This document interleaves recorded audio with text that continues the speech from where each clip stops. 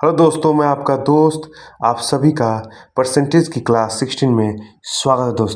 दोस्तों आज मैं सीरीज़ पे आधारित एक यूनिक टाइप को आपको बताने वाला हूँ कि आप कैसे जो है इस तरह के टाइप के क्वेश्चंस को बहुत ही आसानी से सॉल्व कर सकते हो। चलिए दोस्तों, इस वीडियो में समझते हैं और जानने की कोशिश करते हैं और समझने की कोशिश करते हैं कि आखिर हम इस तरह के क्वेश्चंस को बहुत ही आसानी से कैसे सॉल्व कर सकते हैं। चलिए सीखते हैं। क्वेश्चन नंबर 1 हमारा क्या है, चलिए देखिए। कह रहा है क्वेश्चन नंबर 1 कह रहा है, इस क्वेश्चन के थ्रू ही हम इस टाइप को समझेंगे, सीरीज यूनिक टाइप। यह हमारा परसेंटेज का क्लास 16 वीडियो है। इससे पहले क्लास 1 से क्लास 15 भी बनाया है, आप जाके वहाँ पे देख सकते हो और अपनी परसेंटेज पे जो कमांड है उसको बहुत बढ़िया कर सकते हो। चलिए क्वेश्चन नंबर 1 देखिए। कह रहा है, a manufacturer sold his goods to wholesaler at 25% profit. एक मैन्युफैक्चरर है, अपने गुड्स को होलसेलर को 25% प्रॉफिट पे बेचा, ठीक है। And the wholesaler sells it to retailer at 20% profit. और होलसेलर ने क्या किया, रिटेलर को 20% प्रॉफिट पे बेचा, ठीक है। And the retailer sold to customer at 28% profit. और रिटेलर क्या करता है, कस्टमर को 28% प्रॉफिट पर बेच दिया। कह रहा है, then find the CP of the goods for manufacture if the customer purchase it at ₹9600। आपको कुछ भी नहीं समझ में आया होगा, ठीक है, तो परेशान मत होइएगा, समझाने वाला आपको। देखिए एक लाइन कह रहा है कि एक मैन्युफैक्चरर और एक मैन्युफैक्चरर अपने गुड्स को होलसेलर को 25% के फायदे पे प्रॉफिट पे बेचा, ठीक है। फिर क्या किया, होलसेलर क्या किया, उसी गुड को लेकर 20% के प्रॉफिट पे रिटेलर को दे दिया। और वो रिटेलर क्या किया, कस्टमर को 28% प्रॉफिट पे बेच दिया, ठीक है। तो बताइए कि सीपी ऑफ द गुड क्या होगा अगर कस्टमर परचेज करता है 9600 पे, तो क्या होगा कॉस्ट प्राइस। क्वेश्चन बढ़िया लग रहा है, चलिए इस क्वेश्चन को और बढ़िया से समझते हैं। आइए, मैन्युफैक्चर है हमारा, तो मैन्युफैक्चरर ऐसे ले लिए, ठीक है, एम लिख लिए। कह रहा है गुड्स को बेच रहा है होलसेलर को 25% प्रॉफिट पे, तो हमने कहा कि 25% प्रॉफिट ले लीजिए, 25% हमने प्रॉफिट ले लिया, ठीक है।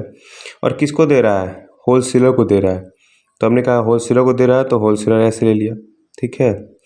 फिर उसके बाद कह रहा है कि होलसेलर बेच रहा है 20% प्रॉफिट, हमने कहा होलसेलर बेच रहा है 20%, हमने कहा 20% प्रॉफिट पे दे रहा है तो 20% प्रॉफिट ले लिया, ठीक है। और किसको दे रहा है, रिटेलर को दे रहा है, तो हम यहाँ रिटेलर ले लेंगे, ठीक है, कोई दिक्कत नहीं। फिर कह रहा है रिटेलर दे रहा है कस्टमर को 28% प्रॉफिट पर। रिटेलर किसको दे रहा है, 28% प्रॉफिट पे कस्टमर को, तो आप लिख दिया 28% प्रॉफिट, और ये मिल रहा है आपको कस्टमर को, ठीक है।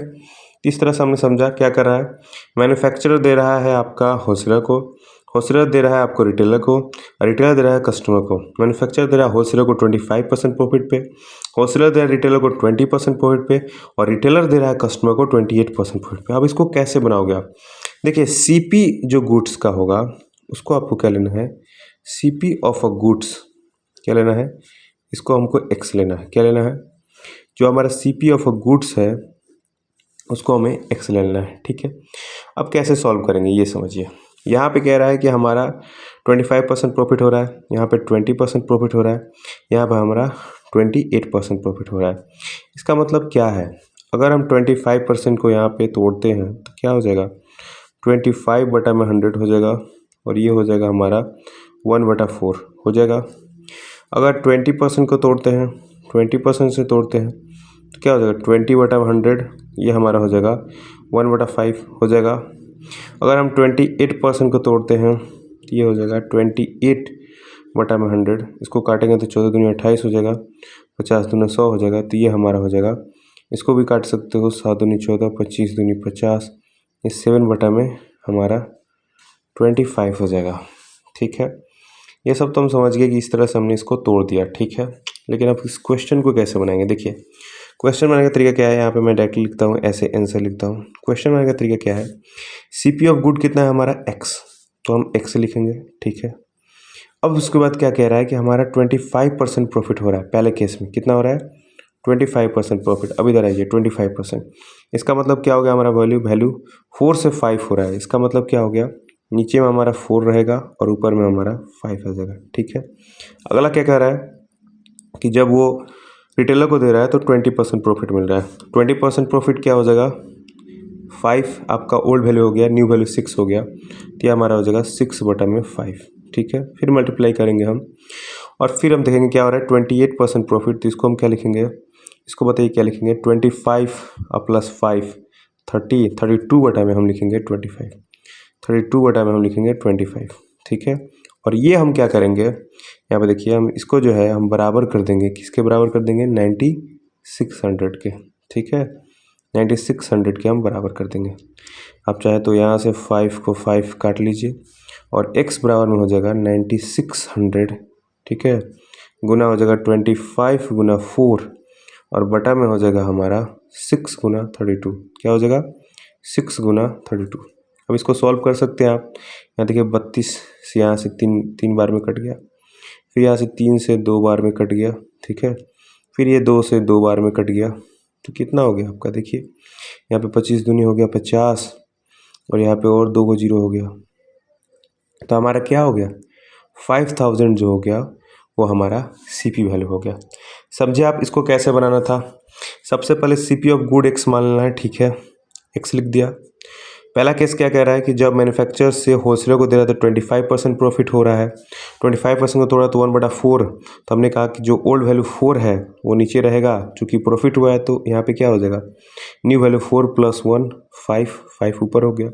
फिर 20% केस में हमारा ओल्ड वैल्यू कितना है 5, अगर हम 5 + 1 करेंगे तो 6 आ गया। फिर यहाँ पे 28% केस में क्या है ओल्ड वैल्यू हमारा है, यहाँ पे प्लस कर देते हैं, ओल्ड वैल्यू कितना है 25, तो न्यू वैल्यू क्या हो जाएगा 32। अब यहाँ पे हमने 5 से 5 खत्म कर लिया और x बराबर में हमारा आ गया, x से मल्टीप्लाई करके 9600 के बराबर कर देना है, तो x बराबर 9600 गुना 25 गुना 4 कर लिया, सबको काट लिया, तो हमारा जो है 5000 जो हो गया वो हमारा सीपी वैल्यू आ गया गुड का। तो आई होप आपको समझ में आया होगा, ठीक है। चलिए ये नहीं समझ में आया तो अगले क्वेश्चन से समझ लेते हैं। अगला क्वेश्चन क्या कह रहा है इन अ लाइब्रेरी, मतलब एक पुस्तकालय में 20% of the books are in Hindi, 20% किताबें जो हैं वो हिंदी में है, ठीक है। 50% ऑफ रिमेनिंग इंग्लिश, 50% जो है वो इंग्लिश में है, ठीक है। एंड 30% जो है वो फ्रेंच में है और बाकी जो है 6300 बुक्स जो है वो रीजनल लैंग्वेज में। आप कैसे निकालोगे नंबर ऑफ बुक्स, देखिए डायरेक्टली आपको कैसे निकालना, देखिए नंबर ऑफ बुक्स को क्या करना है, नंबर ऑफ बुक्स जो है इसको आपको लिख देना है x, लिख दिया x, तो x मल्टीप्लाई कर दिया कह रहा है 20% बुक्स हिंदी है, तो क्या करेंगे 20% जब हिंदी है तो हमारा 80% हो जाएगा नॉन हिंदी, इसको कर लेना है गुना। फिर इसके बाद कह रहा है 50% इंग्लिश है तो 50% हो जाएगा बाकी नॉन इंग्लिश, 30% फ्रेंच है तो 70% जो हो जाएगा वो हमारा क्या हो जाएगा, वो हो जाएगा आपका नॉन फ्रेंच, ये हो जाएगा 6300 के बराबर, ऐसे बनाना है। तो x बराबर में हो जाएगा 6300 गुना आपको क्या करना है 100, गुना करना है 100, गुना करना है 100 और बटा में आपको क्या करना है 80, मल्टीप्लाई करना है 50 और गुना करना है 70। अब देखिए यहाँ पे 3 जीरो है तो 3 जीरो से ऊपर में 3 जीरो ख़त्म कर दीजिए, कोई दिक्कत नहीं। 7 से यहाँ से 9 ख़त्म कर दिया, ठीक है, यहाँ से काट लीजिए, यहाँ पे 5 दूना 10 हो गया, 4 दूना 8 हो गया, यहाँ से 25 काट लीजिए, तो कितना हो गया यहाँ पर जगह 25 × 125 गुना 9 गुना 100 है, यहाँ पे काटिएगा 9 × 5 = 45 के 5 4, 9 दूनी 18, 4 22 के 2 और क्या हो जाएगा 2, ये हो जाएगा आपका 22500 जो हो जाएगा वो हमारा नंबर ऑफ बुक्स है लाइब्रेरी में। तो इस तरह से मैंने बहुत ही बढ़िया तरीके से आपको बताया है, सिंपल आपको एक्स लेना है, फिर आपको जो है बहुत बढ़िया तरीके से आप इसको सॉल्व कर सकते हो, ठीक है।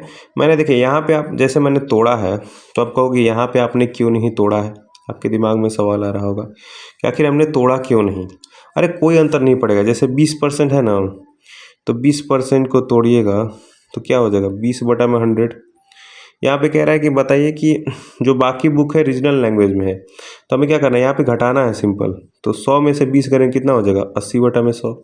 उसी तरह से अगर हम 50 करेंगे तो 50% को आप करोगे तो -50/100, तो हो जाएगा 100 - 50 तो 50/100। उसी तरह से 30% को तो 100 में से 30 70/100। सिंपल उसी को मैंने जो है डायरेक्ट लिख दिया। यहाँ पे भी आप चाहे तो यहाँ पे लिख सकते हो 125/100 गुना 120/100 और गुना में आप कर देते हो 128/100। उसी को तोड़ के हमने जो है सिंपलेस्ट फॉर्म में लिखा हुआ है, ठीक है। तो बहुत ही बढ़िया तरीके से मैंने 2 क्वेश्चन के थ्रू एक यूनिक टाइप को सीरीज़ का मैंने समझाया है।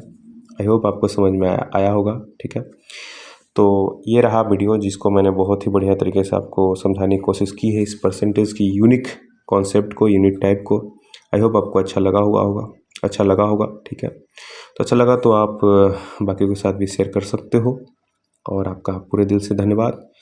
और मैं आप सभी का जो है एक नए वीडियो के साथ, एक नए कॉन्सेप्ट के साथ और एक नए टाइप के साथ आपसे दोबारा मिलूँगा। आप सभी का पूरे दिल से धन्यवाद, बहुत बहुत धन्यवाद।